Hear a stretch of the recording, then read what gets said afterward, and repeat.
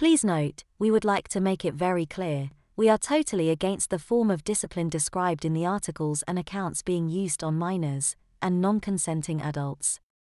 Although some of these accounts are fictional, and others may be an exaggerated reality, none of them are too far from the truth of what really happened back in those days. Bedtime means bedtime. Sophia rubbed the sleep out of her eyes as she walked down the hall to the bathroom. The clock beside her bed had showed 2:37 a.m. when she woke. She relieved her bladder and washed her hands, then headed back for the warmth of her bed. Out of habit, she glanced down the hall toward Janet's room. She stopped and peered at the door more closely, squinting as her eyes again became accustomed to the dark. Damn it, she said to herself. Janet's light was on, after she had warned her 3 times to go to bed and stay off that computer. She closed her eyes and rubbed her face, arguing with herself about whether to go back to bed and forget it, which is what she really wanted to do, or to do what she had promised Janet she would do if she had to go in there again tonight. Janet had only been living with them for a month, just since their parents had been killed in a plane crash. Sophia had not expected to be thrust into motherhood quite so soon, but she had always promised her parents that she would take care of Janet if anything should happen to them. Besides, their nearest uncle was thousands of miles away and Sophie couldn't bear the thought of being separated from her sister. Despite their age difference, they had always been close and Sophia had always tried hard to be a good role model. So she and Delia, her partner since she had come out, had taken Janet.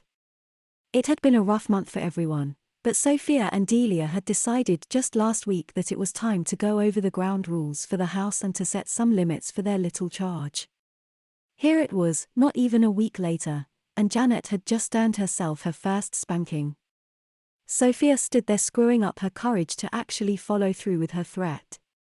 She knew she had to, because she knew Janet was just testing her to see how much she would let her get away with. She considered waking up Delia and asking for help, but decided not to. I can do this, she said to herself. Just stay calm and be firm. Don't let her get to you. After her little pep talk, she walked deliberately down the hall and opened the door without knocking.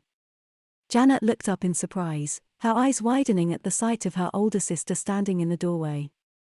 Sophia, I can explain, she started, her voice high and nervous. I was just. Save it, Janet, Sophia interrupted, shutting the door quietly. I have heard all your excuses twice already tonight. I have no need to hear them again. She started toward her little sister. No, Sophia, you don't understand, Janet whined. I understand, Sophia answered, that I told you to go to bed 6.5 hours ago and I have warned you 3 times to stay off this computer. She hit the power button on the Minotaur and watched the screen change from the game Janet had been playing to black. I understand, she continued, keeping her voice level and trapping Janet in her chair with her body, that you have not only violated your bedtime by an insane amount of time but have further directly disobeyed me 3 times in less than 7 hours. Well, kiddo, she said, grasping Jordan's wrist in her hand and pulling her up to a standing position, you just struck out. She moved toward the bed, but Janet wilted and dropped like a dead weight onto the floor. No, Sophia, no. I'll go to bed. I won't touch the computer again tonight. I promise, Janet said in her most reasonable voice, relying on her dramatic flair to get her out of this. You're right, Janet. You won't touch the computer again tonight.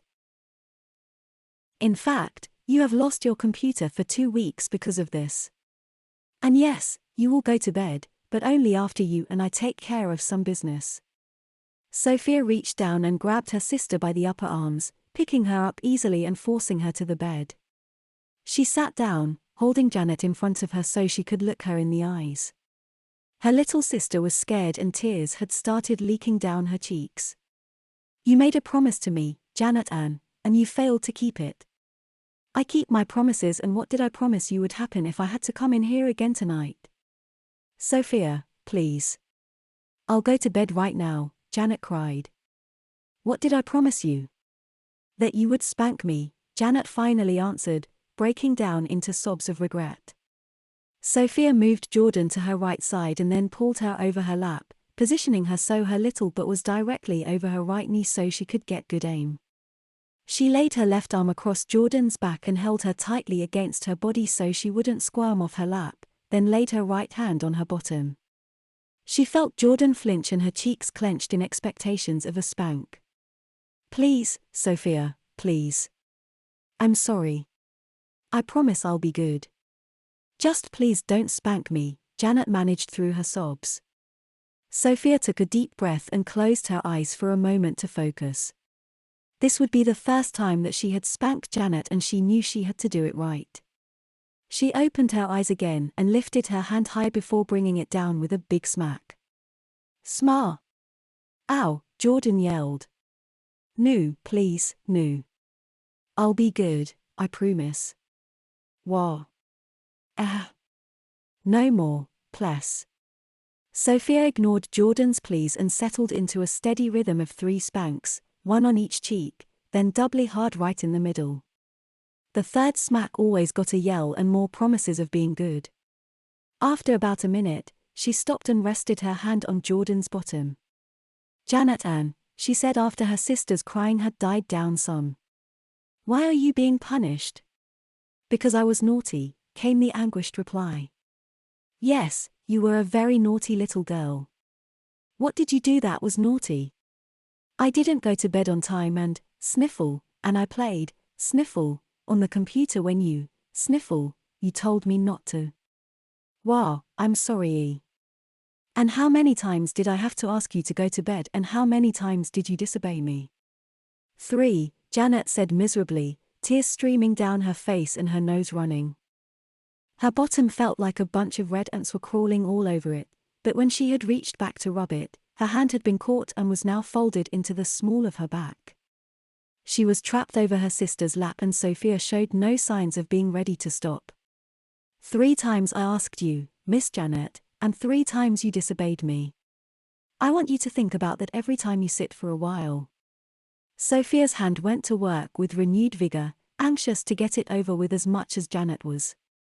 She worked methodically, making a circle with 3 smacks on each cheek, starting at the upper right and working clockwise to the upper left. Janet yelled and cried and carried on, kicking and squirming, but Sophia held fast and continued to spank. She finally felt Janet go limp and her wails turned to deep sobs.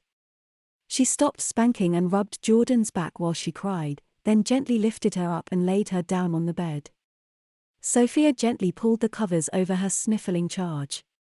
She sat on the edge of the bed rubbing Janet's back until the crying stopped, then helped her blow her nose and wiped some of the tears off her streaked face. "It's all over, sweetie. All is forgiven," she said softly, leaning down to kiss Janet's forehead. "I love you, Janet." "I love you, too, Sophia," Janet whispered, half asleep. "Get some rest. I'll see you in the morning." Jordan nodded. Sophia turned off the lamp and opened the door, looking back over her shoulder again before shutting it. She padded down the hall to her bedroom and quietly slipped into bed. She felt her tears coming and sniffled as she wiped one away. Delia rolled over and put her arm around Sophia's waist. "You did the right thing, honey," she whispered into the darkness.